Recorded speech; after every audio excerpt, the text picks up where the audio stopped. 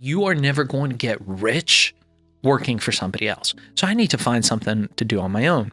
And just then I found a mentor and I got involved in the electronic music scene, the rave scene, which was booming at the time. And I started doing raves. So that was really my first business venture, was doing raves and underground parties and learning about how that whole thing worked.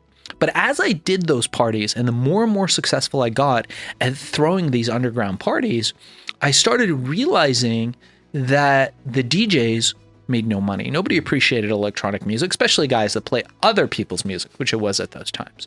The people throwing the parties, we didn't make any money. So like, who's making the money at these parties? So I started looking around. I'm like, these parties always happen. Somehow people are always doing it.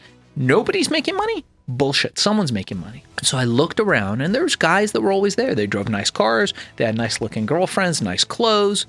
And I realized, holy shit, it's the drug dealers. I was like, perfect. That fits all the criteria that I need. I want to get rich. I want to do it quick. I have no resources. That'll be ideal. And then I looked back to my youth coming to America. And I realized that I was really fucking bad at crime. I had a little miniature crime ring as a child where I would sell gum and like glue and like little bottles of liquor that we took from the liquor stores and nudie magazines. So we would sell this stuff. And the problem was we would always fucking get caught. And I had recruited all the kids at the school that didn't belong. All the kids that were, what did you say, misplaced in the land of opportunity? All the kids. Outcasts in the land of opportunity. All the outcasts were working for me. But the problem was we would always end up in fucking detention. So now I'm like 15, 16. I'm at these clubs. I see this perfect opportunity.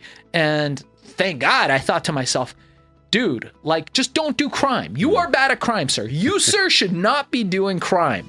So I was like, all right. But then it hit me. I was like, man, the number one drug at the time was ecstasy, MDMA, and they were out. The supply, which mostly came from England and Holland, had completely dried up with the Just Say No campaigns and all this, and the government was actually trying to stop drugs. So these drug dealers didn't have supply.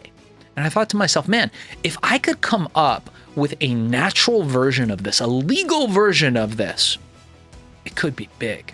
Because I could sell it through the same distribution network, always distribution first, and there would be no penalty for doing so. And you know, they say it's like in marketing, it's like selling to the starving crowd, having a product to sell to a starving crowd. So even though you weren't a drug guy yourself at the time in terms of consumption, you recognize that there were people out there who were just ravenous. They just had this appetite for something. So if you could give them that solution, that experience in a way that was legal, that was your path to achieving those goals that you had. Yeah, totally. So